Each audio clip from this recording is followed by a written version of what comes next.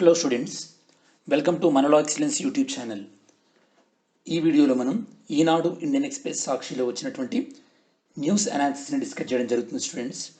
మరి డేట్ వచ్చేసి 6th and 7th సెప్టెంబర్కి సంబంధించింది 2 డేస్కి సంబంధించిన న్యూస్ ఆర్టికల్స్. కాబట్టి మనం ఈరోజు ఈ వీడియోలో ఏం చేస్తామంటే జనరల్గా మనం వీడియోలో ఏం డిస్కస్ చేస్తుంటాం students, editorials and one liners discuss చేస్తుంటాం. 2 డేస్వి కాబట్టి మనకి ఈ యొక్క వన్ లైనర్ న్యూసే ఎక్కువ ఉన్నాయి, అరౌండ్ 12 న్యూస్ ఆర్టికల్స్ వరకు ఉన్నాయి.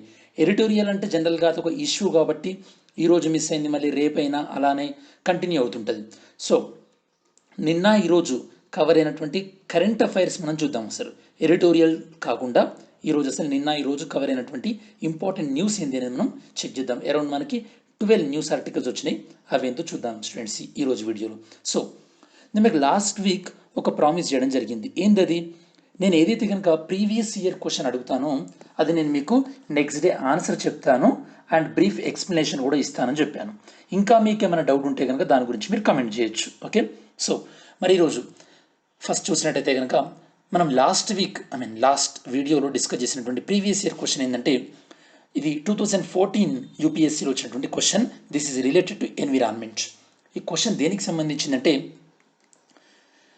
Ganges river dolphins, Ganga river డాల్ఫిన్లు, సో వాటి యొక్క పాపులేషన్ సంఖ్య అనేది తగ్గుతుంది. అంటే యొక్క వేటాడడం కాకుండా అవి తగ్గడానికి కారణాలు ఏంది అని అడుగుతున్నారు ఇక్కడ యూపీఎస్సీ.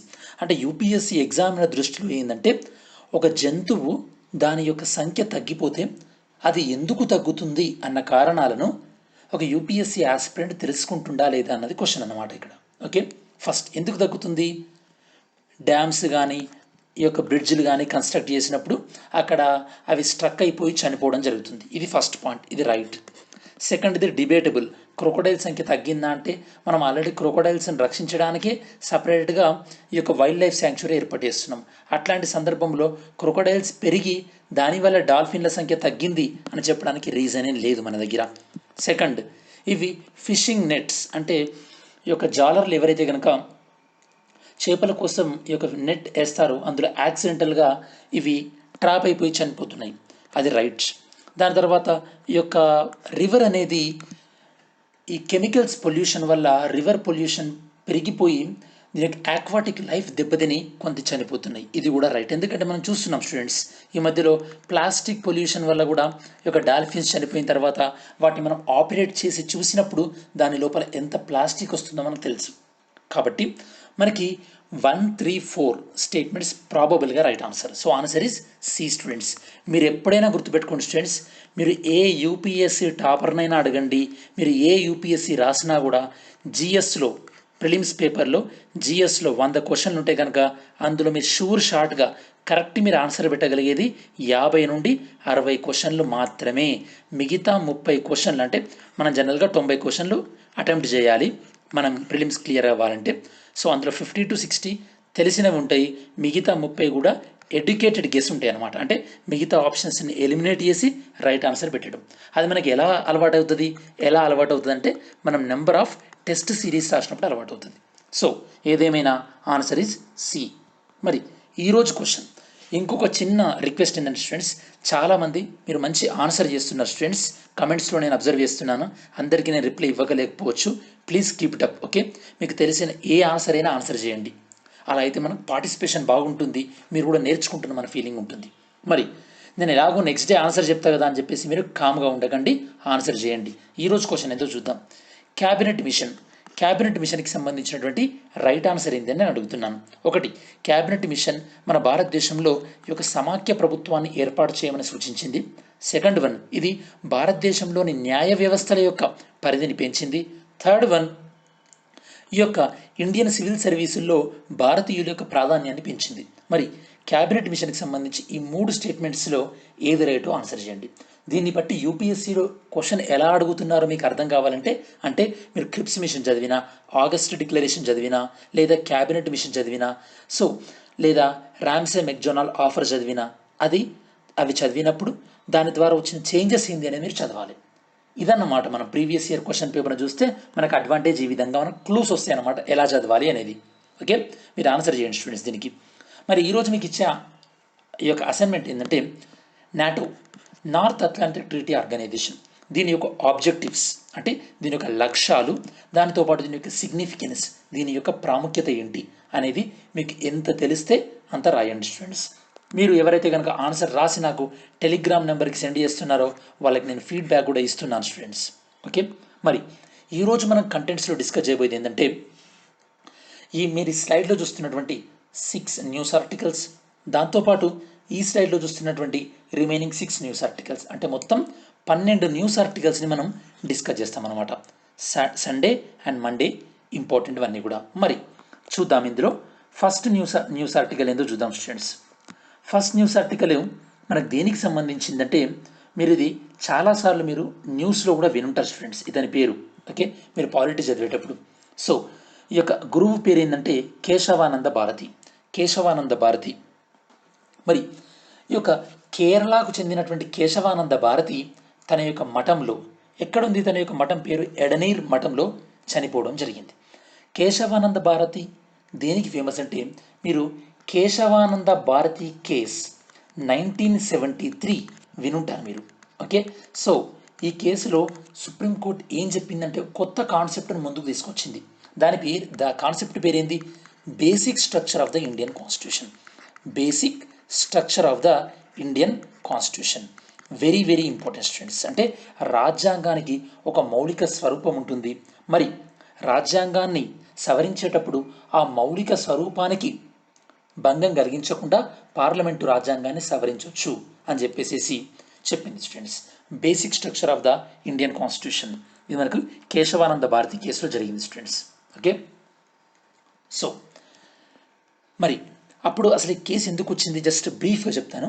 కేరళ ప్రభుత్వం ఏంటంటే ల్యాండ్ రిఫార్మ్ తీసుకొచ్చింది. మీకు బాగా గుర్తుండాలి స్టూడెంట్స్, వామపక్ష ప్రభుత్వాలైనటువంటి కేరళ అండ్ అప్పట్లో ఉన్నటువంటి వెస్ట్ బెంగాల్ ప్రభుత్వాలు, ఈ 2 ప్రభుత్వాలు కూడా భూ సంస్కరణలు అమలు చేయడంలో చాలా ముందుండేవి. మరి భూ సంస్కరణల్లో భాగంగా ఆబ్వియస్గా భూ సంస్కరణల్లో ఏముంటుంది, ల్యాండ్ సీలింగ్ ఉంటుంది. అంటే భూ గరిష్ట పరిమితి, అంటే ఒక వ్యక్తికి ఒక పరిమిత స్థాయి కన్నా ఎక్కువగా భూమి కలిగి ఉన్నట్టయితే కనుక ఆ భూమిని ప్రభుత్వం స్వాధీనం చేసుకొని పేద ప్రజలకు పంచుతుందన్నమాట. మరి ఆ క్రమంలో కేరళ ప్రభుత్వము ఈ యొక్క మఠాల యొక్క ఆశ్రమాల యొక్క ఆస్తిని స్వాధీనం చేసుకోవడాన్ని కేశవానంద భారతి సుప్రీంకోర్టులో సవాల్ చేయడం జరిగింది. ఎవరికి వ్యతిరేకంగా, కేరళ ప్రభుత్వానికి వ్యతిరేకంగా. కాబట్టి కేసు పేరేందంటే Kesavananda Bharati case versus Kerala government. Okay, very very important students. So ఇక్కడ మీకు క్వశ్చన్ స్టూడెంట్స్, కేరళ హైకోర్టు ఎక్కడుంది, కేరళ హైకోర్టు ఎక్కడుంది, దాంతోపాటు కేరళ హైకోర్టు పరిధిలోకి ఏ కేంద్రపాలిత ప్రాంతం వస్తుంది, కేరళ హైకోర్టు పరిధిలోకి ఏ కేంద్రపాలిత ప్రాంతం వస్తుంది, ఆన్సర్ చేయండి. మరి ఈ కేసుని ఎంతమంది న్యాయమూర్తులు, ఎంతమంది జడ్జిలు విచారించారు, 13 బెంచ్. నేను మీకు పాలిటీ క్లాస్లో, అంటే కొంతమంది స్టూడెంట్స్ ఎవరైతే నా క్లాస్ విన్నారో లైవ్గా, నేను మీకు క్లాస్లో ఇదివరకు చెప్పాను, సుప్రీంకోర్టు బెంచ్లలో ఎప్పుడూ కూడా ఆడ్ నెంబర్ ఉంటారు, ఈవెన్ నెంబర్ ఉండరు, ఆడ్ నెంబర్ ఉంటారు. అంటే 1, 3, 5, 7, 9, 13 అలా ఉంటారు అన్నమాట. ఓకే, సో మరి ఈ కేసు యొక్క జడ్జిమెంట్ ఎప్పుడు వచ్చిందని చెప్పాను నేను మీకు, 1973లో వచ్చింది స్టూడెంట్స్. ఇది బ్రీఫ్గా అన్నమాట కేశవానంద భారతి గురించి. మీకు పాలిటీలో చాలాసార్లు కూడా కేశవానంద భారతి కేసు గురించి వస్తుంటారు స్టూడెంట్స్. ఓకే, మీకు ఈ ఇన్ఫర్మేషన్ తెలిసి ఉంటే మోర్ దెన్ ఎనఫ్. మరి సెకండ్ వన్ ఏంటంటే సులభతర వాణిజ్యంలో మళ్ళీ ఏపీదే నెంబర్ 1. సులభతర వాణిజ్యం, దీన్ని మనం ఇంగ్లీష్లో బేసికల్ ఏమంటారంటే business reform action plan. Business reform action plan అంటే ఈ యొక్క వాణిజ్య సంస్కరణలు తీసుకొచ్చేటువంటి విషయంలో రాష్ట్రాలకి ఇలా ర్యాంకింగ్ ఇవ్వడం అనేది 2015లో స్టార్ట్ చేశారు స్టూడెంట్స్. 2015లో స్టార్ట్ చేశారు. ఓకే, మరి ఇప్పుడు 2019 ర్యాంకింగ్స్ని రిలీజ్ చేయడం జరిగింది స్టూడెంట్స్. ఓకే, మరి ఈ యొక్క 2019 ర్యాంకింగ్స్ని ఎవరు రిలీజ్ చేశారంటే ఈ యొక్క కేంద్ర ఆర్థిక శాఖ మంత్రి రిలీజ్ చేయడం జరిగింది. ఇందులో first place Andhra Pradesh, second UP, third Telangana ఉంది. ఓకే, మరి ఈ యొక్క ఇండికేషన్, ఈ యొక్క ఇండెక్స్ ఏం తెలియజేస్తుందంటే ఆ రాష్ట్రాల్లో ఒక వ్యాపారం చేయడం సులభతరంగా ఉందా, కఠినతరంగా ఉందా అనేది ఈ యొక్క ఇండెక్స్ తెలియజేస్తుంది. మీరు ఈ మధ్యన న్యూస్లో వినుండాలి. ఇలానే వరల్డ్ బ్యాంక్ కూడా ఈజ్ ఆఫ్ డూయింగ్ బిజినెస్ అనే ఒక రిపోర్ట్ ఇస్తుండేది. ఇప్పుడు దాన్ని స్టాప్ చేయడం జరిగింది. ఎందుకంటే ఈ రిపోర్టులో కొన్ని అవకతవకలు జరిగినాయి అని చెప్పేసి. ఇంకెప్పుడన్నా ఫ్రీ టైం ఉన్నప్పుడు మనం డిస్కస్ చేద్దాం దాని గురించి. మరి ఏదేమైనప్పటికీ ఈ యొక్క 2019 ర్యాంకింగ్స్ గురించి ఈ ఇన్ఫర్మేషన్ మీకు ఐడియా ఉండాలి స్టూడెంట్స్. ఓకే, నెక్స్ట్ మనం డిస్కస్ చేసేది ఈ యొక్క స్లైడ్లో మీరు చూస్తున్నట్టు మనం చంద్రయాన్ గురించి డిస్కస్ చేస్తున్నాం. మరి ఈ స్లైడ్లో మీకు అర్థం కావాల్సింది ఏంటంటే, ఓకే, సో ఇక్కడ ఫస్ట్ వన్ దేనంటే ల్యాండ్ అయ్యి, అంటే చంద్రుడి పైన ల్యాండ్ అయ్యి లేదా వేరే ఏ గ్రహం పైన ల్యాండ్ అయ్యి ఆ గ్రహం పైన మూమెంట్, అంటే ఆ గ్రహం పైన ప్రయాణించేదాన్ని ఏమంటారంటే రోవర్ అంటారు. రోవర్. అందుకోసమే మీరు ల్యాండ్ రోవర్, రేంజ్ రోవర్ అన్న ఎస్యూవి, అంటే మీకు స్పోర్ట్స్ యూటిలిటీ వెహికల్స్ పేరు వినుంటారు. అలా రోవర్ అనమాట. ల్యాండ్ అయ్యేదాన్ని ఏమంటారు, ల్యాండర్ అంటారు. అలానే ఒక ఉపగ్రహం చుట్టూ కానీ గ్రహం చుట్టూ కానీ తిరిగేదాన్ని ఏమంటారు, ఆర్బిటార్ అంటారు. ఏమంటారు స్టూడెంట్స్, ఆర్బిటార్. ఇది మీకు ఎందుకు చెప్తున్నానంటే మన చంద్రయాన్ 2లో మనం ప్రయోగించింది, కోర్స్ అది మనకు విఫలమైంది. అందులో ల్యాండర్ ఉంది, రోవర్ ఉంది, ఆర్బిటార్ ఉంది. ఈ యొక్క ల్యాండర్ అండ్ రోవర్ ఇవి వైఫల్యమైనవి, బట్ ఆర్బిటార్ మాత్రం సక్సెస్ఫుల్గా చంద్రుని చుట్టూ తిరుగుతుంది. ఇది మనం ఇప్పుడు ఎందుకు డిస్కస్ చేస్తున్నామంటే చంద్రయాన్ 2 కన్నా ముందు మనం చంద్రయాన్ 1 కూడా ప్రయోగించామన్నమాట. మరి ఆ చంద్రయాన్ 1 కొంత ఇన్ఫర్మేషన్ని మనకు పంపింది. మరి ఆ ఇన్ఫర్మేషన్ ఏంటో చూద్దాం ఒకసారి మనకి. ఓకే, సో ఇక్కడ మీకు క్వశ్చన్ స్టూడెంట్స్, చంద్రయాన్ 1ని ఏ సంవత్సరంలో ప్రయోగించారు? చంద్రయాన్ 1ని ఏ సంవత్సరంలో ప్రయోగించడం జరిగింది? సో చంద్రయాన్ 1 కొన్ని ఇమేజెస్ పంపించింది స్టూడెంట్స్. ఆ ఇమేజెస్ ఏంటంటే చంద్రుని యొక్క పోల్స్, అంటే ఈ యొక్క ఏదైతే కనుక like North Pole, South Pole ఉంటుంది కదా, ఆ పోల్స్ దగ్గర ఈ యొక్క తుప్పు రస్ట్ని కనుక్కున్నది అనమాట. మరి అక్కడ రస్ట్ ఫామ్ అయిందంటే మీనింగ్ ఏమై ఉండాలి? రస్ట్ ఫామ్ అయిందంటే మీనింగ్ ఏంటంటే అక్కడ ఈ యొక్క ఐరన్ యొక్క ఫామ్ అయినటువంటి హెమటైట్ అనేది ఫామ్ అయిందన్నమాట. దీన్ని మనం nothing but iron oxide. Rust form అయిందంటే అక్కడ ఏమై ఉండాలి? ఆబ్వియస్గా మెటల్ ఉండాలి, అంటే ఐరన్ ఉండాలి. ఐరన్ దేనికి ఎక్స్పోజ్ అయ్యి ఉండాలి? ఆక్సిజన్, దాంతోపాటు వాటర్కి ఎక్స్పోజ్ అయ్యి ఉండాలి. అంటే మీనింగ్ ఏంటంటే చంద్రుని పైన ఆక్సిజన్, వాటర్ అండ్ ఐరన్ ఉన్నాయని చెప్పేసి మనకి స్టడీ ద్వారా అర్థమవుతుంది.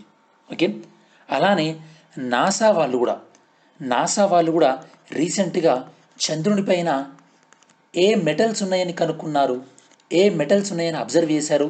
కమెంట్ చేయండి స్టూడెంట్స్. ఏ మెటల్స్ ఉన్నాయని వాళ్ళు చెప్పారో కమెంట్ చేయండి. అలానే సో నేను మీకు ఇందాక చెప్పినట్టు చంద్రయాన్ 2ని మనం ఏ ఇయర్లో ప్రయోగించాం? 2019లో ప్రయోగించాం. దాన్ని మనం చంద్రుని యొక్క సౌత్ పోల్ దగ్గర సాఫ్ట్ ల్యాండింగ్, అంటే చాలా సాఫ్ట్గా ల్యాండ్ చేద్దాం అనుకున్నాం. కాకపోతే అది హార్డ్ ల్యాండింగ్ అయిపోయి క్రాష్ అయిపోయింది అనమాట. దానివల్ల ఏమైంది? మనకి ల్యాండర్, రోవర్ రెండు కూడా డ్యామేజ్ అయిపోయి అవి మనకి యూజ్లెస్గా తయారయ్యాయి అనమాట. యూజ్ అవ్వకుండా తయారయ్యాయి. మరి దానివల్ల మనకి ఎలాంటి బెనిఫిట్ అవ్వలేదు. కాబట్టి ఇప్పుడు మనం చంద్రయాన్ 3ని టేకప్ చేద్దాం అనుకుంటున్నాం అనమాట. మరి చంద్రయాన్ 3ని ఏ సంవత్సరంలో టేకప్ చేయాలనుకుంటున్నారు ఇస్రో వాళ్ళు? 2021 స్టార్టింగ్లో. అలానే మనము ఇస్రో చేస్తున్నటువంటి ఇంకొక చాలా ప్రెస్టీజియస్ ప్రాజెక్ట్ ఏంటంటే 2022 వరకల్లా కూడా ఈ యొక్క చంద్రుని పైకి ఈ యొక్క హ్యూమన్ బీయింగ్స్ అంటే ఇక మనుషుల్ని పంపాలి. ఎంతమంది? 3 పంపాలని చెప్పేసి మనం ప్రాజెక్ట్ టేకప్ చేయడం జరిగింది. దాని పేరే గగన్యాన్. ఏం స్టూడెంట్స్ దాని పేరు? గగన్యాన్. ఇక్కడ మీకు క్వశ్చన్ స్టూడెంట్స్, ఆ క్వశ్చన్ ఏంటంటే మనం చంద్రునిపైకి 3 పంపాలనుకుంటున్నాం కదా, మరి వీళ్ళకి ట్రైనింగ్ ఎక్కడిస్తున్నాం మనం? ఆన్సర్ చేయండి. వీళ్ళకి ట్రైనింగ్ ఎక్కడిస్తున్నాం మనం? ఏ కంట్రీ వాళ్ళతోని కొలాబరేషన్ చేసుకొని, ఏ కంట్రీస్తోని కొలాబరేషన్ చేసుకొని మనం ట్రైనింగ్ ఇస్తున్నాం? ఆన్సర్ చేయండి. ఓకే, దెన్ ఫోర్త్ వన్ మనం డిస్కస్ చేయబోయేది ఏంటంటే స్టూడెంట్స్, ఈ యొక్క మోప్లా తిరుగుబాటు. మీరు హిస్టరీలో చదివి ఉంటారు స్టూడెంట్స్. మోప్లా తిరుగుబాటు అంటే ఏంటి అనేది మీరు హిస్టరీలో చదివి ఉంటారు. బట్ ఎనీహౌ ఇప్పుడు న్యూస్లో ఎందుకు వచ్చిందో ఒకసారి మనం చెక్ చేద్దాం స్టూడెంట్స్. ఓకే, రీసెంట్గా Indian council for historical research ICHR వాళ్ళు ఒక 3 సభ్యులతో కూడినటువంటి ఒక కమిటీని వేయడం జరిగింది. ఆ కమిటీ యొక్క ప్రధానమైనటువంటి బాధ్యత ఏంటంటే, రీసెంట్గా ప్రధానమంత్రి గారు ఒక బుక్ రిలీజ్ చేయడం జరిగింది. దాని పేరు ఏంటంటే dictionary of martyrs India's freedom struggle 1857 to 1947. అంటే సిపాయిల తిరుగుబాటు 1857 నుండి 1947 వరకు ఎవరైతే కనుక దేశాల కోసం ప్రాణాలు అర్పించారో వాళ్ళందరి గురించి కూడా ఈ బుక్లో మెన్షన్ చేయడం జరిగింది. కాకపోతే ఇందులో మోప్లా తిరుగుబాటులు ఎవరైతే కనుక ప్రాణాలు కోల్పోయారో వాళ్ళను కూడా స్వతంత్ర యోధులు అన్నట్టు బుక్లో మెన్షన్ చేయడం జరిగింది. దీనిపైన కొంతమంది విమర్శలు చేసేసరికి ఇప్పుడు ఈ యొక్క ఐసిహెచ్ఆర్ ఒక కమిటీని ఏర్పాటు చేసింది. ఏమని, మీరు ఆ బుక్ను రివ్యూ చేయండి, సమీక్ష చేయండి, అసలు ఈ యొక్క మోప్లా తిరుగుబాటు వాళ్ళు అంటే మోప్లా తిరుగుబాటుదారులు వాళ్ళు ఈ యొక్క ఫ్రీడమ్ ఫైటర్స్గా మనం పరిగణించవచ్చా లేదా అనేది మీరు కన్సిడర్ చేయండి అని చెప్పేసి ఈ యొక్క కమిటీని వేయడం జరిగింది స్టూడెంట్స్. మోప్లా తిరుగుబాటు అనేది ఎప్పుడు జరిగింది స్టూడెంట్స్? 1921లో జరిగింది. ఇప్పుడు 2020లో అది 100th యానివర్సరీని కూడా జరుపుకోబోతుంది. అసలు ఈ యొక్క మోప్లా తిరుగుబాటు ఏ రాష్ట్రానికి ఏ ప్రాంతానికి సంబంధించింది? ఈ యొక్క మోప్లా తిరుగుబాటు అనేది కేరళ ప్రాంతానికి సంబంధించింది స్టూడెంట్స్, మలబార్ ప్రాంతానికి సంబంధించింది. ఈ యొక్క మోప్లా తిరుగుబాటు ఏ టైంలో వచ్చింది? అంటే ఎస్పెషల్లీ నాన్ కోఆపరేషన్ మూమెంట్ అంటే ఈ యొక్క సహాయ నిరాకరణోద్యమం సందర్భంలో వచ్చింది. ఇది దేనివల్ల వచ్చింది? దేనివల్ల అంటే బేసికల్లీ ఈ యొక్క బ్రిటిష్ వాళ్ళు ఈ యొక్క కేరళ ప్రాంతంలో కానీ అంటే అప్పుడు ఇట్లాంటి రాష్ట్రాలు లేవు కాబట్టి అప్పుడు ఈ యొక్క ట్రావెన్కోర్ ప్రాంతంలో కానీ మైసూర్ ప్రాంతంలో కానీ ఎప్పుడైతే కనుక ఈ యొక్క టిప్పు సుల్తాన్ ఎప్పుడైతే మరణించాడో Tipu Sultan 4th Anglo Mysore war 1799లో చనిపోయాడు. దాని తర్వాత బ్రిటిష్ వాళ్ళు ఈ ప్రాంతాన్ని తమ ఆధీనంలోకి తీసుకోవడం జరిగింది. తమ ఆధీనంలోకి తీసుకున్న తర్వాత ఈ యొక్క బ్రిటిష్ వాళ్ళు ఈ ప్రాంతంలో ఏం చేస్తారు స్టూడెంట్స్? ఈ యొక్క కొత్త భూ చట్టాలు అమలు చేయడం స్టార్ట్ చేశారనమాట. అంటే ఈ యొక్క కొత్త రెవెన్యూ చట్టాలు అమలు చేయడం స్టార్ట్ చేశారు. ఈ రెవెన్యూ సేమ్ లైక్ మనం ఇప్పుడు పర్మనెంట్ ల్యాండ్ సెటిల్మెంట్ జమీందారు సిస్టమ్ ఉంది కదా, అలానే ఇక్కడ కూడా ఈ యొక్క జమీందారు సిస్టమ్ లాంటిదే అమలు చేయడం స్టార్ట్ చేశారు. మరి ఇక్కడ జమీందారులు ఎవరు స్టూడెంట్స్? ఇక్కడ జమీందారులు ఎక్కువ కూడా హిందువులు, బ్రాహ్మణ్స్. ఎవరు వాళ్ళు? నంబూద్రి బ్రాహ్మణ్స్. నమ్ముద్రి ప్రసాద్ ఇంతకుముందు కేరళ చీఫ్ మినిస్టర్ ఉంటుండే, నమ్ముద్రి బ్రాహ్మణ్స్ వీళ్ళు జమీందారులు అన్నమాట. మరి వీళ్ళు ఎక్కువగా పన్ను వసూలు చేసేసరికి వీళ్ళపైన సామాన్యమైనటువంటి ఎవరప్పుడు ఈ యొక్క ముస్లిం రైతులు తిరుగుబాటు చేశారు స్టూడెంట్స్. ముస్లిం రైతులు తిరుగుబాటు చేయడం జరిగింది. సో ఈ యొక్క తిరుగుబాటు యొక్క ప్రారంభ సమయంలో ఈ యొక్క తిరుగుబాటుకి గాంధీజీ లాంటి ప్రముఖ నాయకులు కూడా దీనికి సపోర్ట్ ఇవ్వడం జరిగింది. కాకపోతే ఎప్పుడైతే కనుక ఈ ఉద్యమం అనేది ఈ యొక్క ఉద్రిక్త పరిస్థితులకి అంటే హింసాయుత పరిస్థితులకు దారితీసిందో అప్పుడు గాంధీజీ లాంటి కొంతమంది ముఖ్యమైనటువంటి నాయకులు కూడా ఈ ఉద్యమం నుండి దూరంగా ఈ యొక్క వెళ్ళడం ప్రారంభించారనమాట. దాని తర్వాత 1921లో దీన్ని మలబార్ స్పెషల్ ఫోర్స్ అనేది వీళ్ళు అణిచివేయడం జరిగింది. మరి ఇప్పుడు ఏం జరిగిందంటే ఈ యొక్క ఐసిహెచ్ఆర్లో ఇదివరకు ఒక సభ్యుడు ఉండేవాళ్ళన్నమాట. ఐసిహెచ్ఆర్ ఇండియన్ కౌన్సిల్ ఆఫ్ హిస్టారికల్ రీసెర్చ్లో సభ్యుడు. అతను 2016లో 2016లో ఒక రిపోర్ట్ ఇవ్వడం జరిగింది. దాని ప్రకారం ఏంటంటే ఈ యొక్క మలబార్ మోప్లా రెబిలియన్, దాంతోపాటు వ్యాగన్ ట్రాజడీ ఇందులో ఉన్న వాళ్ళ పేర్లు తీసేయండి అని. ఎందుకంటే మోప్లా తిరుగుబాటు అనేది ఈ యొక్క దీనికి ఎక్కువ మతపరమైనటువంటి తిరుగుబాటు, ఇది మత ఘర్షణ అంతే తప్పించి ఇది యొక్క స్వాతంత్రం కోసం కాదు అని వీళ్ళ యొక్క ఒపీనియన్ అనమాట. మరి ఈ 3 మెంబర్ కమిటీ ఏం చెప్తుందో చూద్దాం మనం. సో ఇప్పుడు మనకు ఐసిహెచ్ఆర్ గురించి వచ్చింది కాబట్టి ఐసిహెచ్ఆర్ అనేది మన భారతదేశం ప్రభుత్వంలోని మినిస్ట్రీ ఆఫ్ ఎడ్యుకేషన్ పరిధిలో పనిచేస్తున్నటువంటి సంస్థ. దీన్ని మనం సొసైటీస్ రిజిస్ట్రేషన్ యాక్ట్ 1860 ప్రకారము ఈ యొక్క రిజిస్టర్ చేస్తూ దీన్ని మనం 1972లో ఏర్పాటు చేయడం జరిగింది స్టూడెంట్స్. మరి దీని యొక్క ప్రధానమైనటువంటి ఇక లక్ష్యాలు ఏంటి? ఏదైతే కనుక చరిత్రకారులు హిస్టారియన్స్ ఉంటారు కదా, వాళ్ళ యొక్క అభిప్రాయాలని పంచుకునే విధంగా, దాంతోపాటు హిస్టరీలో ఈ యొక్క పరిశోధనను దాంతోపాటు ఈ యొక్క కోఆర్డినేషన్ ఎంకరేజ్ చేస్తుంది, సమన్వయాన్ని ఎంకరేజ్ చేస్తుంది. దాంతోపాటు ఈ యొక్క హిస్టరీ రీసెర్చ్లో ఫెలోషిప్లను కానీ గ్రాంట్స్ని కానీ ఇది ప్రోత్సహిస్తుంది స్టూడెంట్స్. ఇవి ఈ యొక్క ఐసిహెచ్ఆర్ యొక్క ప్రధానమైనటువంటి విధులు. సో మనం నెక్స్ట్ ఆర్టికల్ ఎందుకు డిస్కస్ చేద్దాం స్టూడెంట్స్. మనకి నెక్స్ట్ ఆర్టికల్ వచ్చేసేసి బేసికల్లీ ఈ యొక్క ఇండియా చైనాకి సంబంధించి. మరి ఇప్పుడు మనం డిస్కస్ చేయబోయేటటువంటి ఇండియా చైనా ఇష్యూ మీకు డీటెయిల్గా అర్థం కావాలంటే అసలు ఈ యొక్క చైనా వాళ్ళు ఏం చెప్తున్నారంటే, ఈ యొక్క చైనా వాళ్ళు, సో నేను ఇక్కడ మన బార్డర్ ఏదైతే ఉందో, సో చైనా వాళ్ళు ఏమంటున్నారంటే ఇది ఎల్ఏసి అంటున్నారు. అంటే ఎల్ఏసి అనేది ఇది అంటున్నారు అన్నమాట చైనా వాళ్ళు. బట్ ఇండియా వాళ్ళు ఏమంటున్నారు, ఎల్ఏసి అని ఇక్కడ నుంచి ఉంది అంటున్నారు ఇండియా వాళ్ళు. సో ఎల్ఏసి విషయంలో ఇండియాకి చైనాకి మధ్యలో ఏకాభిప్రాయం లేదు. సో దీన్ని పక్కన పెట్టేస్తే కనుక ఇక్కడ మనకి ప్రధానంగా ఈ మధ్యలో న్యూస్లో వచ్చింది ఏంటంటే ఈ యొక్క ప్యాంగ్యాంగ్ లేక్. మరి ఈ Pangong lake so north side south side అంటే ఉత్తరాన ఒక మౌంటైన్స్ పర్వత శ్రేణి ఉంది స్టూడెంట్స్. ఇవి మన చేతిలో ఫింగర్స్ లాగా ఈ యొక్క 8 మౌంటైన్స్ ఉన్నాయి. అఫ్కోర్స్ మనకు 5 ఫింగర్స్ ఉంటాయి, అది వేరే విషయం. 8 మౌంటైన్స్ ఉన్నాయి, వీటిని ఫింగర్ ఏరియా అంటారు అనమాట. సో భారతదేశ ప్రభుత్వం ఏం క్లెయిమ్ చేసింది, 8 ఫింగర్స్ వరకు మాయ అని భారత ప్రభుత్వం. చైనా వాళ్ళు 4 ఫింగర్స్ వరకు చైనా ఇండియాదని అంటున్నారు. ఇదివరకు 4th ఫింగర్ వరకు చైనా వాళ్ళు పెట్రోలింగ్ చేసేవాళ్ళు, 8th వరకు ఇండియా వాళ్ళు కూడా పెట్రోల్ చేసేవాళ్ళు. కాకపోతే ఈ యొక్క గ్యాల్వాన్ వాళ్ళ ఇన్సిడెంట్ తర్వాత 4th ఫింగర్ దగ్గరనే ఈ యొక్క చైనా వాళ్ళకి మిలిటరీ అనేది అక్కడ బేస్ ఏర్పాటు చేసుకున్నారు. ఇది ఈ యొక్క సరస్సుకి నార్త్ పార్ట్లో. రీసెంట్గా ఈ యొక్క సరస్సుకి సౌత్ పార్ట్లో కూడా కొన్ని ప్రాంతాల్లో ఈ యొక్క చైనా వాళ్ళు వాళ్ళ ఇన్ఫ్లుయెన్స్ని పెంచుకోవడానికి ట్రై చేస్తే ఇండియా కౌంటర్ అటాక్ చేసిందనమాట. ఇది బేసికలీ ఈ యొక్క ప్యాంగ్యాంగ్ లేక్ దగ్గర. ఈ యొక్క ప్యాంగ్యాంగ్ లేక్ దగ్గర చుజుల్ అనే ప్లేస్ ఉంటుంది. ఇక్కడ ఇండియా చైనీస్ బ్రిగేడియర్స్ మీటింగ్ కూడా పెట్టుకోవడం జరిగింది స్టూడెంట్స్ రీసెంట్గా.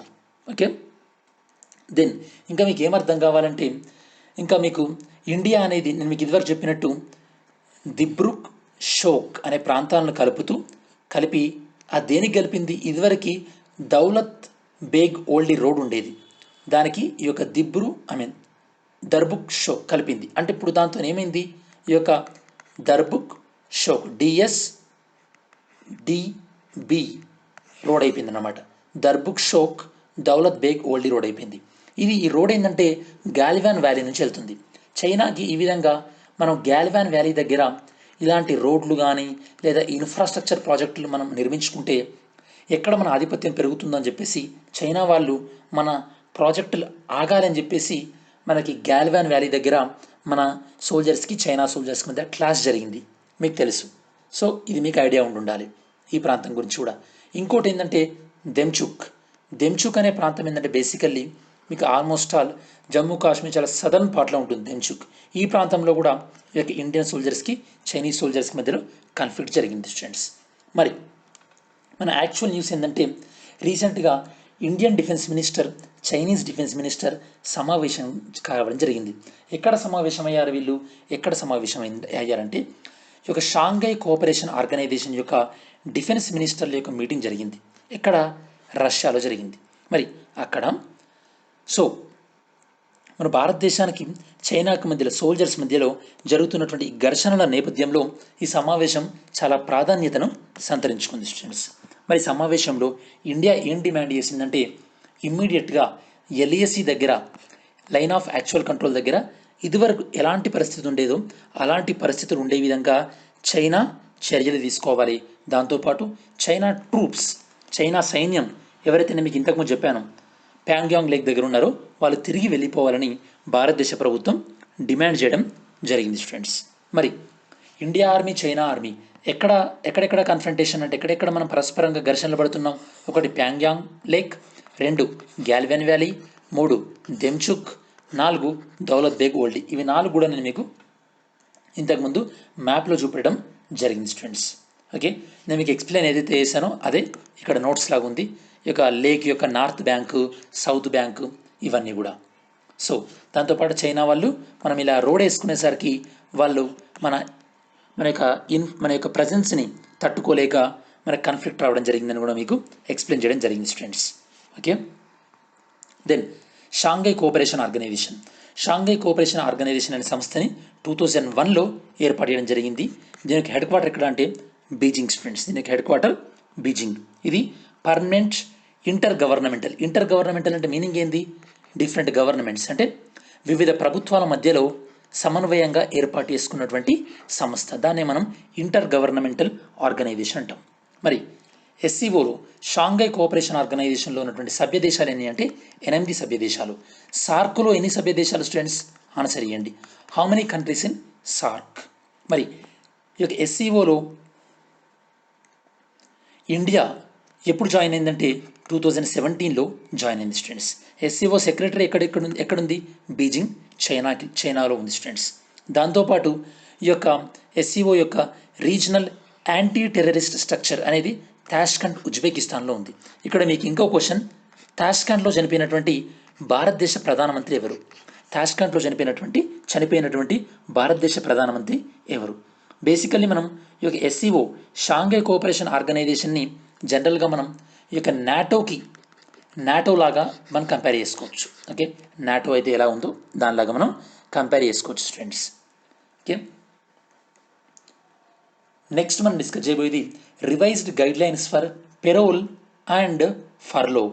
అసలు ఈ పెరోల్ అంటే ఏంది, ఫర్లో అంటే ఏంది అని మీకు ఫస్ట్ అర్థం కావాలంటే మీకు కొద్దిగా బేసిక్ బ్యాక్గ్రౌండ్ స్టోరీ అర్థం కావాలి స్టూడెంట్స్. ఈ యొక్క బ్యాక్గ్రౌండ్ స్టోరీ ఏంటంటే బేసికల్లీ కోవిడ్ ఇన్ఫెక్షన్ వచ్చింది కదా. ఈ కోవిడ్ ఇన్ఫెక్షన్ వచ్చినటువంటి సందర్భంలో చాలా జైళ్ళల్లో ప్రిజన్స్ అనేవి ఓవర్ క్రౌడెడ్ అయిపోయినాయి. అంటే ఉండవలసిన దానికన్నా ఎక్కువ ఉన్నాయి. కాబట్టి సుప్రీంకోర్టు ఏం చెప్పిందంటే ఈ యొక్క జైళ్ళల్లో నుండి ఎవరైతే కనుక తక్కువ స్థాయి అంటే అంత తీవ్ర స్థాయిలో నేర ఆరోపణలు లేవో వాళ్ళని మీరు పెరోల్ పైన విడుదల చేయండి అని సుప్రీంకోర్టు ఆర్డర్స్ ఇవ్వడం జరిగిందనమాట. కాకపోతే ప్రిజన్స్ మెయింటెనెన్స్ అనేది ఎవరి లిస్ట్లో ఉంటుంది? స్టేట్ లిస్ట్లో ఉంటుంది. కాబట్టి స్టేట్లు కమిటీలు వేసి నిర్ణయం తీసుకోవాల్సి ఉండే అనమాట. కాకపోతే ఈ యొక్క ministry of home affairs guidelines ఇప్పుడు ఎందుకు ఇచ్చిందంటే ఎవరైతే కనుక ఇలా పెరోల్ మీద దాంతోపాటు ఫర్లో, నేను ఇప్పుడు చెప్తాను మీకు, ఫర్లో వీటి మీద రిలీజ్ అయినటువంటి ఖైదీలు ఎవరైతే ఉన్నారో వాళ్ళు జైలు నుంచి రిలీజ్ అయిన తర్వాత కొన్ని క్రిమినల్ యాక్టివిటీస్ చేస్తున్నారు అని రిపోర్ట్ వచ్చింది. కాబట్టి మినిస్ట్రీ ఆఫ్ హోమ్ అఫైర్స్ కొన్ని గైడ్లైన్స్ ఇచ్చిందనమాట. మరి గైడ్లైన్స్ ఏంటో చూద్దాం. ఓకే, ఈ గైడ్లైన్స్ దేని ప్రకారము? మోడల్ ప్రిజన్ మాన్యువల్ 2016 అంటే జైళ్ళ నిర్వహణ ఎలా ఉండాలి అన్న దానిపైన అనమాట. Okay, so ministry of home affairs ఏం చెప్పిందంటే ఎవరైతే కనుక ప్రిజనర్స్ ఖైదీలు ఉంటారో వాళ్ళు ఒకవేళ సమాజానికి ఒక ప్రమాదం అని భావించినట్టయితే అట్లాంటి వాళ్ళని మీరు పెరోల్ పైన కానీ ఫర్లో పైన కానీ విడుదల చేయకండి అని చెప్పిందనమాట. ఎవరు? Ministry of home affairs. ఎందుకంటే ఒక వ్యక్తిని మనం జైల్లో ఎందుకు ఇస్తాం స్టూడెంట్స్? ఎందుకంటే నెంబర్ 1 అతనికి పనిష్మెంట్ లాగా, నెంబర్ 2 అతని నుండి సమాజాన్ని రక్షించడానికి. కాబట్టి ఒక వ్యక్తికి పెరోల్ ఇచ్చేటప్పుడు ప్రభుత్వాలు 2 విషయాలను బ్యాలెన్స్ చేయాలి. ఏంది? ఒకటి ఖైదీలకు ఉన్నటువంటి హక్కులు, ఇంకొకటి ఏంటంటే దానితోపాటు వాళ్ళ వల్ల సమాజానికి ఏదైనా ముప్పు ఉందా అని చెప్పేసి బ్యాలెన్స్ చేయాలి. ఒకవేళ ముప్పు ఎక్కువ ఉన్నట్టయితే కనుక అతన్ని రిలీజ్ చేయకూడదు. ముప్పు తక్కువ ఉండి అతని బిహేవియర్ బాగున్నట్టయితే కనుక అతని హక్కులు ఏమైతే ఉంటాయో అవి మనం ఇవ్వచ్చు అనమాట. మరి సో ఈ యొక్క కేంద్ర ప్రభుత్వం మినిస్ట్రీ ఆఫ్ హోమ్ అఫైర్స్ ఏం చెప్పిందంటే పెరోల్ కానీ ఫర్లో కానీ ఇచ్చేటప్పుడు ఓకే, సో ఇది రొటీన్గా ఎట్లా ఇస్తారో అట్లా ఇవ్వకుండా, సో ఎవరైతే కనుక తీవ్ర ఆరోపణలు ఎదుర్కొంటున్నారో లైక్ మర్డర్ ఛార్జెస్ కానీ లేదా చైల్డ్ అబ్డక్షన్, చిన్నపిల్లల్ని ఎత్తుకెళ్ళడం, ఇట్లాంటి వాళ్ళ విషయంలో వాళ్ళ యొక్క బిహేవియర్ ఎలా ఉందో చూసిన తర్వాతనే పెరోల్ లాంటిది ఇవ్వండి. కాబట్టి పెరోల్ ఇచ్చేటటువంటి కమిటీలలో సైకాలజిస్ట్ని లేదా ఒక క్రిమినాలజిస్టుల్ని వీళ్ళని కూడా ఇంక్లూడ్ చేసి దాని తర్వాతనే పెరోల్ ఇవ్వండి అని చెప్పి కేంద్ర ప్రభుత్వం ఆర్డర్స్ ఇవ్వడం జరిగింది. మరి పెరోల్కు ఫర్లోకు ఉన్నటువంటి తేడా ఏంటి? బాగా గుర్తుపెట్టుకోండి స్టూడెంట్స్. పెరోల్ నేను మీకు ఓవరాల్గా చెప్తా. ఫస్ట్, పెరోల్ అనేది ఖైదీల యొక్క హక్కు కాదు. ఫర్లో అనేది ఖైదీల యొక్క హక్కు. ఫస్ట్ క్లియర్ కదా. సెకండ్, ఒక వ్యక్తికి ఫర్ ఎగ్జాంపుల్ 5 సంవత్సరాల జైలు శిక్ష అనుకోండి, మధ్యలో ఇతను పెరోల్ పైన 2 నెలలు బయటకు వెళ్ళాడు అనుకోండి, ఈ 2 నెలలు అనేది ఇతని శిక్ష అనుభవించినట్టు కాదు. అంటే మళ్ళీ ఇతను జైల్లోకి వచ్చిన తర్వాత సో ఇతని యొక్క జైలు జీవితం అనేది అప్పుడు 5 సంవత్సరాల 2 నెలలకి ఇంక్రీజ్ అవుతుంది. అంటే బయట ఉన్న 2 నెలలు అతను బయట ఉంటే అతని శిక్ష పడినట్టు కాదు. మీకు అర్థమైంది కదా. అంటే అది అతని శిక్షలో భాగం కాదనమాట. అదే ఫర్లో అనుకోండి, ఫర్ ఎగ్జాంపుల్ ఒక వ్యక్తికి 12 సంవత్సరాలు జైలు శిక్ష చేశారు.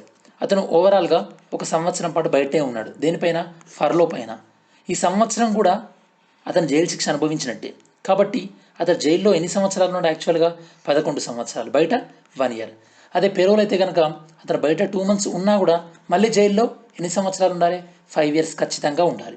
మీకు అర్థమైంది అనుకుంటా పెరోల్కి ఫర్లోకి డిఫరెన్స్ అనేది.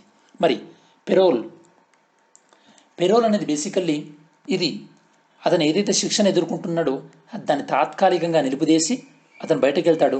మళ్ళీ జైలుకి వచ్చిన తర్వాత ఆ శిక్ష కంటిన్యూ అవుతుంది స్టూడెంట్స్. ఇది కొన్ని కండిషన్స్ మీద ఇస్తారనమాట అతని యొక్క బిహేవియర్ పైన. సో ఇలాంటి విషయాలపైన పెరోల్ ఇస్తారు. పెరోల్ అనేది మళ్ళీ కొన్ని స్పెసిఫిక్ రీజన్ ఉండాలి. It is not right. నేను మీకు ఇంతకుముందు చెప్పినట్టు, అంటే తన యొక్క కుటుంబంలో ఉన్న వాళ్ళు ఎవరైనా చనిపోయినా, లేదా తన బ్లడ్ రిలేషన్లో ఎవరికైనా మ్యారేజ్ ఉన్నా, ఇట్లాంటి వాటికి పెరోల్ ఇస్తారనమాట. ఓకే. సో పెరోల్ డినై అంటే యాక్సెప్ట్ చేయొచ్చు లేదా డినై చేయొచ్చు. నేను మీకు ఇంతకుముందు చెప్పినట్టు ఆ వ్యక్తి వల్ల సమాజానికి ముప్పు ఉన్నట్టయితే కనుక డినై చేసే అవకాశం కూడా ఉంటుంది. అదే ఫర్లో అనేది ఎక్కువగా మీకు బాగా గుర్తుపెట్టుకోండి, ఇది ఎక్కువ సంవత్సరాలుగా జైలు శిక్ష అనుభవిస్తున్న వాళ్ళకి ఇస్తారు. ఎందుకంటే ఎక్కువ సంవత్సరాలు వీళ్ళు జైల్లోనే ఉన్నారనుకోండి, సో ఏమవుతుంది, వీళ్ళకి ఈ యొక్క సైకిక్ ప్రాబ్లమ్స్ వచ్చే అవకాశం ఉంది. అంటే వీళ్ళకి మెంటల్ హెల్త్ ఇల్గా ఉండే అవకాశం ఉంది.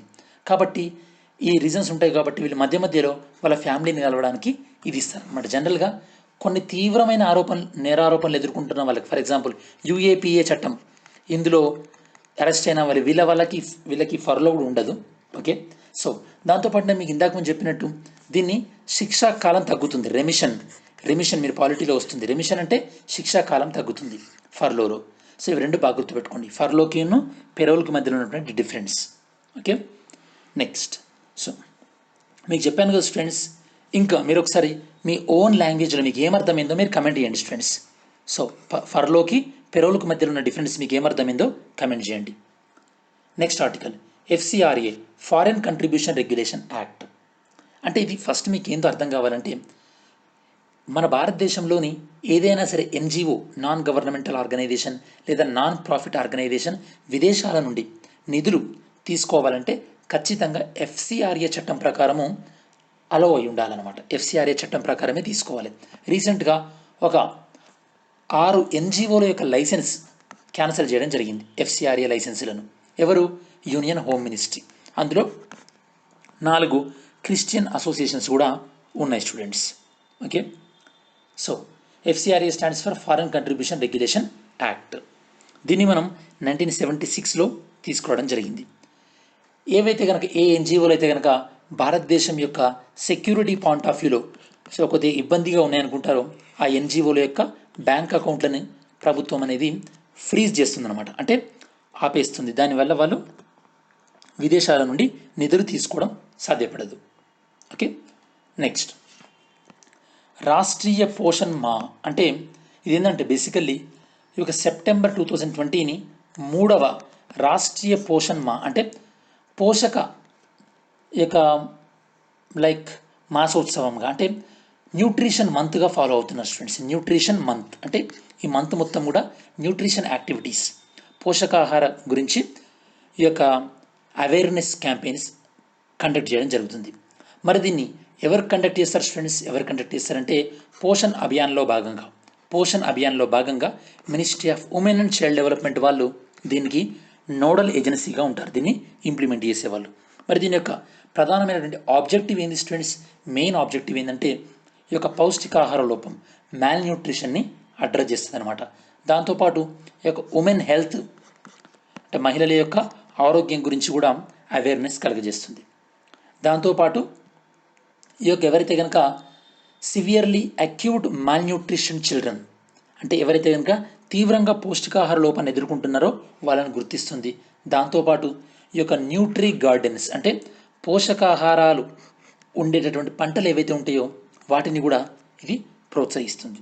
అంటే ఓవరాల్గా ఇది ఫుడ్ సెక్యూరిటీకి సంబంధించింది అనమాట. ఫుడ్ సెక్యూరిటీకి సంబంధించింది. నేను మీకు ఒక 2 days బ్యాక్ ఈ యొక్క ఫుడ్ సెక్యూరిటీ గురించి ఇండియన్ ఎక్స్‌ప్రెస్‌లో వచ్చినటువంటి ఎడిటోరియల్ ఎక్స్ప్లెయిన్ చేశాను. అది కూడా ఒకసారి మీరు చెక్ చేయండి. నెక్స్ట్ మనం డిస్కస్ చేయబోతుంది అస్సాం రైఫిల్స్. అస్సాం రైఫిల్స్ గురించి ఎందుకు డిస్కస్ చేస్తున్నామంటే అసలు అస్సాం రైఫిల్కి ఉన్నటువంటి ఒక ఇంపార్టెంట్ ఫీచర్ ఏంటంటే అస్సాం రైఫిల్ని 2 మంత్రిత్వ శాఖల వాళ్ళు క్రియేట్ చేస్తారు స్టూడెంట్స్. రెగ్యులేట్ చేస్తారు. ఒకటేమో మినిస్ట్రీ ఆఫ్ హోమ్ అఫైర్స్ వాళ్ళు రెగ్యులేట్ చేస్తారు వీళ్ళను. దాంతోపాటు డిఫెన్స్ మినిస్ట్రీ వాళ్ళు కూడా రెగ్యులేట్ చేస్తారు. చూద్దాం. ఢిల్లీ హైకోర్టు ఏం చెప్పిందంటే కేంద్ర ప్రభుత్వానికి 12 weeks టైం ఇచ్చింది. ఏంటంటే మీరు ఆ అస్సాం రైఫిల్ని 2 మంత్రిత్వ శాఖలు కంట్రోల్ చేయడం అనే దాన్ని కొనసాగిస్తారా లేదా దీన్ని తీసేస్తారా అని చెప్పేసి. అసలు అస్సాం రైఫిల్స్ అనేవి ఈ యొక్క సిఏపిఎఫ్ సెంట్రల్ ఆర్మ్డ్ పోలీస్ ఫోర్సులో 6 ఆర్గనైజేషన్స్ ఉంటాయి. అందులో one of the organisation is Assam rifles. మిగతా 5 ఆర్గనైజేషన్స్ ఏందో కమెంట్ చేయండి students. What are the remaining 5 organisations అనేవి కమెంట్ చేయండి. అస్సాం రైఫిల్స్ యొక్క మెయిన్ రెస్పాన్సిబిలిటీ ఏంటంటే ఈ యొక్క నార్త్ ఈస్ట్ ఏరియాలో లా అండ్ ఆర్డర్ని కంట్రోల్ చేయడం, దాంతోపాటు ఇండో మయన్మార్ బార్డర్ ఏదైతే ఉందో దాన్ని రక్షించడం అన్నమాట. మరి వీళ్ళ యొక్క అడ్మినిస్ట్రేటివ్ కంట్రోల్ ఎవరి పరిధిలో ఉంటుంది? మినిస్ట్రీ ఆఫ్ హోమ్ అఫైర్స్ పరిధిలో ఉంటుంది. మరి వీళ్ళ యొక్క ఆపరేషన్ కంట్రోల్ ఎవరి పరిధిలో ఉంటుంది? ఈ యొక్క మినిస్ట్రీ ఆఫ్ డిఫెన్స్ పరిధిలో ఉంటుంది. ఇది మనకి very very important students. Next ground level ozone. నేను మీకు ఇదివరకు చాలాసార్లు చెప్పాను స్టూడెంట్స్. ఓజోన్ అనేది ఈ యొక్క స్ట్రాటోస్పియర్లో ఉంటే మనకు మంచిది. అలా కాకుండా ట్రోపోస్పియర్లో ఉందనుకోండి అది మనకు మంచిది కాదు. ఎందుకంటే ట్రోపోస్పియర్లో అంటే మన భూమికి దగ్గరలో ఓజోన్లో ఉన్నట్టయితే కనుక అది ఏమవుతుందంటే ఈ యొక్క ఫస్ట్ అది ఎలా ఏర్పడుతుందో చూద్దాం. అది ఎలా ఏర్పడుతుందంటే ఈ యొక్క వాతావరణంలో ఉన్నటువంటి నైట్రోజన్ ఆక్సైడ్స్, దాంతోపాటు ఆర్గానిక్ కాంపౌండ్స్ అనేది సన్లైట్ సమక్షంలో ఇవి కెమికల్ రియాక్షన్ అయి ఓజోన్ ఏర్పడుతుంది. ఈ ఓజోన్ వల్ల మనుషులకు వివిధ రకాలైనటువంటి ఆరోగ్య సమస్యలు వస్తాయి అన్నమాట. మరి ఇప్పుడు మనం డిస్కస్ చేయబోతుంది ఏంటంటే ఈ యొక్క బ్రహ్మపుత్ర రివర్ వ్యాలీ. నేను మీకు చాలాసార్లు అస్సాం మ్యాప్ చూపెట్టాను మీకు. బ్రహ్మపుత్ర రివర్ వ్యాలీ అనేది ఇలా ఉంటుంది. ఇక్కడ దీబ్రూ సికోవా ఉంటుంది, ఇక్కడ మనస్ ఉంటుంది, ఇక్కడ ఖజీరంగా, దాంతోపాటు ఒరాంగ్ ఉంటుందని మీకు చెప్పాను చాలాసార్లు. ఓకే, బ్రహ్మపుత్ర రివర్ వ్యాలీ దగ్గర గ్రౌండ్ లెవెల్ ఓజోన్ తక్కువ ఉంది. అదే వేరే ప్రాంతాల్లో వేరే సిటీలలో గ్రౌండ్ లెవెల్ ఓజోన్ ఎక్కువ ఉంది. ఎందువల్ల? ఎందుకంటే వేరే సిటీలలో పొల్యూటెంట్స్ ఎక్కువ ఉన్నాయి. ఈ పొల్యూటెంట్స్ నుంచి వచ్చేటటువంటి నైట్రోజన్ ఆక్సైడ్స్ వల్ల ఈ యొక్క ఓజోన్ ఏర్పడుతుంది. మరి ఈ అబ్జర్వేషన్ ఎవరు చెప్పారు స్టూడెంట్స్? ఈ అబ్జర్వేషన్ ఎవరు చెప్పారంటే Aryabhatta research institute of observational sciences, ARIES, నైనిటాల్లో ఉంటుంది. వీళ్ళు ఈ అబ్జర్వేషన్ని చెప్పడం జరిగింది స్టూడెంట్స్. నెక్స్ట్ వన్ మనం డిస్కస్ చేయబోయేది ఏంటంటే గ్రీస్ అండ్ టర్కీ. గ్రీస్కి టర్కీకి ప్రధానమైన ప్రాబ్లం ఏంది? ఆయిల్ ఎక్స్ప్లోరేషన్ విషయంలో, ఎస్పెషల్లీ సైప్రస్ విషయంలో. ఈ సైప్రస్ గ్రీస్ ఇది మొత్తం యూరోపియన్ కంట్రీ. దీని చుట్టూ ఏదైతే ఉంటుందో ఏరియా ఎక్స్క్లూజివ్ ఎకనామిక్ జోన్, ఇది మొత్తం కూడా ఈ సైప్రస్ పరిధిలో ఉంటుంది. ఇక టర్కీ ఎలాంటి ఎక్స్ప్లోరేషన్ అంటే మినరల్స్, ఖనిజాల కోసం ఎలాంటి ఎక్స్ప్లోరేషన్ చేయొద్దని గ్రీస్ వాదన అనమాట. టర్కీ ఏం చెప్తుందంటే సైప్రస్ యాక్చువల్గా సగంగా డివైడ్ అయిందనమాట. ఒక సగమేమో ఈ యొక్క సైప్రస్ ప్రభుత్వం కంట్రోల్లో, ఇంకోటి ఏంటంటే టర్కీ కంట్రోల్లో ఉంటుంది. అంటే టర్కీ సపోర్ట్ చేసేటటువంటి వాళ్ళ పరిధిలో. కాబట్టి ఈ టర్కీ కంట్రోల్లో ఉన్న ఏదైతే సైప్రస్ ఉందో దాని పరిధిలో ఉన్నటువంటి ఎక్స్క్లూజివ్ ఎకనామిక్ జోన్లో మాకు హక్కులు ఉంటాయని చెప్పేసి టర్కీ వాదిస్తుంది. ఈ సమయంలోనే ఈ యొక్క ఈస్ట్ మెడిటరేనియన్ సీలో చాలా గ్రీస్ యొక్క ఐలాండ్స్ ఉన్నాయి స్టూడెంట్స్. గ్రీస్ యొక్క దీవులు ఉన్నాయి. దీని చుట్టూ ఎక్స్క్లూజివ్ ఎకనామిక్ జోన్ ఉంటుంది. ఇక్కడ టర్కీ ఎలాంటి మినరల్స్ని ఎక్స్ప్లోర్ చేయకూడదని గ్రీస్ వాదిస్తుంది. బట్ టర్కీ దాన్ని అంగీకరించడం లేదు. ఈ విషయంలో టర్కీకి గ్రీస్కి మధ్యలో భేదాభిప్రాయాలు వచ్చినాయి అన్నమాట. మరి ఈ సమయంలో ఇందులో NATO, North Atlantic Treaty Organisation, ఇందులో ఇన్వాల్వ్ అయ్యి సాల్వ్ చేస్తామంటే గ్రీస్ రిజెక్ట్ చేసిందనమాట. ఏమని? ఇది నాటో వల్ల సాల్వ్ అయ్యేది కాదు. టర్కీ ఎప్పుడైతే కనుక ఈస్టర్న్ మెడిటరేనియన్ అంటే తూర్పు మధ్యధరా సముద్రం నుండి తమ యొక్క షిప్స్ని ఎప్పుడైతే కనుక వెనకాల తీసుకుంటుందో అప్పుడే ఇది సాల్వ్ అవుతుంది అని ఎవరంటున్నారు? గ్రీస్ అంటుంది స్టూడెంట్స్. ఓకే, నేను మీకు ఈ ప్రాబ్లం ఎక్స్ప్లెయిన్ చేశాను ఇదివరకు చాలాసార్లే. నాటో యొక్క బేసిక్ ఏంటంటే నాటో దేని ద్వారా ఏర్పడింది? వాషింగ్టన్ ట్రీటీ ద్వారా ఏర్పడింది. ఇది ఏర్పడింది 1949లో. దీనికి హెడ్ క్వార్టర్స్ బ్రసెల్స్, బెల్జియంలో ఉంటుంది స్టూడెంట్స్. బ్రసెల్స్, బెల్జియంలో ఉంటుంది. మరి ఇక్కడ మీకు క్వశ్చన్ ఏంటంటే స్టూడెంట్స్, నాటోలో ఉన్నటువంటి మెంబర్ కంట్రీస్ ఎన్ని? నాటోలో ఉన్నటువంటి సభ్య దేశాల సంఖ్య ఎన్ని? దాంతోపాటు నాటోలో రీసెంట్గా చేరినటువంటి దేశం ఏంటి? నాటోలో రీసెంట్గా చేరినటువంటి దేశం ఏంటి? ఆన్సర్ చేయండి. నెక్స్ట్ మనం డిస్కస్ చేయబోయేది యనోమామి ట్రైబ్. వీళ్ళ గురించి ఎందుకు డిస్కస్ చేస్తున్నాం? ఫస్ట్ థింగ్ ఏంటంటే వీళ్ళు ఏ ప్రాంతంలో ఉంటారో మీకు తెలియాలి. వీళ్ళు ఏ ప్రాంతంలో ఉంటారంటే బ్రెజిల్ అండ్ వెనిజులా ప్రాంతంలో ఉంటారు. వీళ్ళు బేసికల్లీ సో ఇందులో అందరూ కూడా సమానంగా ట్రీట్ చేయబడతారు అనమాట. అంటే వీళ్ళ దాంట్లో ఒక హెడ్ అంటూ ఎవరు ఉండరు. మరి ఇది న్యూస్లో ఎందుకు వచ్చిందంటే ఈ యొక్క మీరు ఇంగ్లీష్ సినిమా బ్లడ్ డైమండ్ అనేది చూసున్నారు ఎవరైనా? చూస్తే మీకు అర్థమవుతుంది. ఆఫ్రికాలో ఈ యొక్క డైమండ్స్ని ఈ యొక్క ఎక్స్ప్లోర్ చేయడానికి ఆఫ్రికాలో ఉన్నటువంటి స్లేవ్స్ అంటే ఈ యొక్క బానిసలను ఉపయోగిస్తారు. వాళ్ళు ఉపయోగించి ఈ యొక్క డైమండ్స్ని తీస్తుంటారనమాట. బ్లడ్ డైమండ్ ఎవరైనా మూవీ చూస్తే కనుక కమెంట్ చేయండి. అది చూసిన వాళ్ళకి ఇది ఈజీగా అర్థమవుతుంది. ఇక్కడ కూడా gold mining mafia, gold mining కోసము ఈ యొక్క తెగ వాళ్ళని ఇబ్బంది పెడుతున్నారు. ఈ యొక్క గోల్డ్ ఇలా వచ్చింది చాలా మటుకు ఇలా ఇల్లీగల్గా మైన్ చేసింది ఎక్కువ ఇండియాకు దిగుమతి అవుతుంది. కాబట్టి ఇండియా ఇలాంటి గోల్డ్ని దిగుమతి చేసుకోవద్దు అని చెప్పేసి కొన్ని సంస్థలు చెప్తున్నాయి స్టూడెంట్స్. సో యనోమామి ట్రైబ్ ఎక్కడ ఉంటారు? నార్దర్న్ బ్రెజిల్, సదర్న్ వెనిజులాలో ఉంటారు. వీళ్ళు ఒక ఇల్లులా ఉంటాయి. వీళ్ళు ఏర్పాటు చేసుకునే ఇల్లులో ఒక్కొక్క ఇంట్లో ఆల్మోస్ట్ 400 పీపుల్ ఉంటారు స్టూడెంట్స్. దాన్ని ఇల్లు అని జనరల్గా ఊరు అంటారు, బట్ ఎనీ హౌ. సో ఇందులో అందరూ కూడా ఈక్వల్గా ట్రీట్ కాబడతారు స్టూడెంట్స్. అందరూ కూడా ఈక్వల్గా ట్రీట్ కాబడతారు. ఇక్కడ ప్రధానమైన సమస్య ఏంటి స్టూడెంట్స్? Illegal gold mining. ఇది స్టూడెంట్స్ సండే మండే కవర్ అయినటువంటి అన్ని న్యూస్ ఆర్టికల్స్ కూడా. మరి మ్యాప్ యాక్టివిటీ లాస్ట్ క్లాస్లో మిమ్మల్ని ఏం అడిగాను? విక్రమ్శీల గ్యాంగ్టిక్ డాల్ఫిన్ శాంక్చురీ ఎక్కడ ఉంటుందని అడిగాను. ఇది ఎక్కడ ఉంటుందంటే బీహార్లో ఉంటుంది. బీహార్ ఏ రివర్కి? రివర్ గంగా నదికి. సో గంగా నదికి ఆనుకొని ఉంటుందన్నమాట. ఇది ఏ నదుల మధ్యలో ఉంటుంది? గండక్ రివర్, కోసి రివర్. బీహార్లో ఉండే ప్రధానమైన నదులు ఏంటి? గండక్, కోసి, సోన్. ఇవి 3 కూడా ప్రధానమైనటువంటి నదులు. ఇది మీకు తెలిస్తే సరిపోతుంది. ఓకే, ఈరోజు మ్యాప్ యాక్టివిటీ ఏంటంటే ఆల్ప్స్ మౌంటైన్స్. ఆల్ప్స్ పర్వతాలు మ్యాప్లో ఎక్కడ ఉంటాయి, దానితో పాటు ఇవి ఏ దేశాల్లో విస్తరించున్నాయి కమెంట్ చేయండి స్టూడెంట్స్. ఏ దేశాల్లో ఇవి స్ప్రెడ్ అయ్యి ఉన్నాయో కమెంట్ చేయండి. మరి లాస్ట్ వీడియోలో క్విజ్కి ఆన్సర్స్ ఏంటో చూద్దాం. ఏ మినిస్ట్రీ రీసెంట్గా ఈ యొక్క చైనీస్ యాప్స్ 118 చైనీస్ యాప్స్ని బ్యాన్ చేయడం జరిగింది? Very simple answer, ministry of electronics and information technology.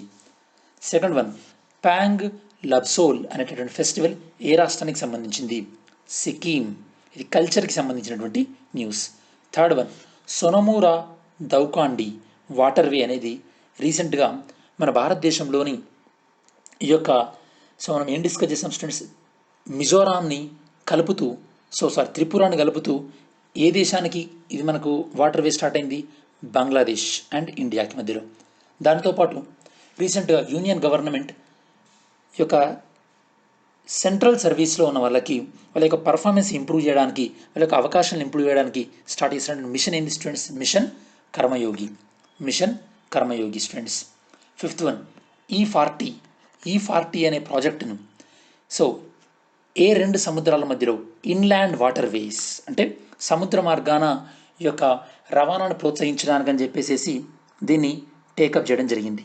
ఏ 2 సముద్రాల మధ్యలో students? Black Sea and Baltic Sea. Sixth one, Jammu కాశ్మీర్లో ఆల్రెడీ ఉన్నటువంటి ఇంగ్లీష్, ఉర్దూకి మిగతా ఏ లాంగ్వేజ్ యాడ్ చేయడం జరిగింది అఫీషియల్ లాంగ్వేజ్గా? Kashmiri, Dogri, Hindi. So answer is 5, all 1, 2, 3. Seventh one, LIGO laser interferometer gravitational wave observatory. LIGO దీనికి సంబంధించిన రైట్ ఆన్సర్ ఏంది? ఇది మనం ఎందుకు డిస్కస్ చేసాం? ఎందుకంటే గ్రావిటేషనల్ వేవ్స్ని కనుక్కున్నది ఈ యొక్క టెలిస్కోప్ అనేది, అబ్జర్వేటరీ అనేది. మరి ఇది world's largest gravitational wave observatory, right? LIGO India project, department of atomic energy and ISRO వాళ్ళు అంటున్నారు. ఇస్రో వాళ్ళు కాదు స్టూడెంట్స్. ఎవరు ఈ యొక్క ఇస్రో వాళ్ళు కాదు ఇందులో. So department of science and technology, DST వాళ్ళు ఉన్నారు. కాబట్టి second statement is wrong, only 1. Option is a. మరి ఈరోజు ట్రైబల్ రీసెర్చ్ ఇన్స్టిట్యూట్కి సంబంధించినటువంటి రైట్ ఆన్సర్ ఏంది? కమెంట్ చేయండి. సెకండ్ వన్, ఈ యొక్క రీసెంట్గా ఆర్కియాలజికల్ సర్వే ఆఫ్ ఇండియా సాదిక్పూర్ సినౌలి అనే దాన్ని నేషనల్ ఇంపార్టెన్స్, జాతీయ ప్రాముఖ్యత కలిగినటువంటి ఒక కట్టడంగా అంటే స్థలంగా గుర్తించింది ఆర్కియాలజికల్ సర్వే ఆఫ్ ఇండియా. ఇది ఏ రాష్ట్రంలో ఉంది? రీసెంట్గా ministry of social justice and empowerment Kiran అనేటటువంటి హెల్ప్ లైన్ తీసుకొచ్చింది. ఇది దేనికి సంబంధించింది? ఫోర్త్ వన్, పార్లమెంటరీ కమిటీలు, పార్లమెంటరీ స్థాయి సంఘాలకు సంబంధించినటువంటి రైట్ స్టేట్మెంట్ ఏంది? Fifth one, reserve bank of India priority sector lending, ప్రాధాన్యత రుణాల గురించి ఓకే రీసెంట్గా అనౌన్స్మెంట్ ఇవ్వడం జరిగింది. దానికి సంబంధించిన రైట్ స్టేట్మెంట్ ఏంటి? Sixth one, international day of clean air for blue skies 2020, దీనికి సంబంధించిన రైట్ ఆన్సర్ ఏంది? కమెంట్ చేయండి. సో ఇది స్టూడెంట్స్ ఈరోజు వీడియోకి సంబంధించినటువంటి కంటెంట్స్ అన్నీ కూడా. మరి ఈ వీడియో మీకు నచ్చినట్టయితే కనుక లైక్ చేయండి, మీ ఫ్రెండ్స్కి ఉపయోగపడుతుంది అనుకుంటే షేర్ చేయండి. సో దాంతో మన వర్క్ చాలామందికి రీచ్ అయ్యి చాలామంది కూడా ఉపయోగపడుతుంది స్టూడెంట్స్. దెన్ మన ఛానల్కి సబ్స్క్రైబ్ చేసుకున్నట్టయితే కనుక సబ్స్క్రైబ్ చేసుకోండి. Thanks for watching this video. See you in next video.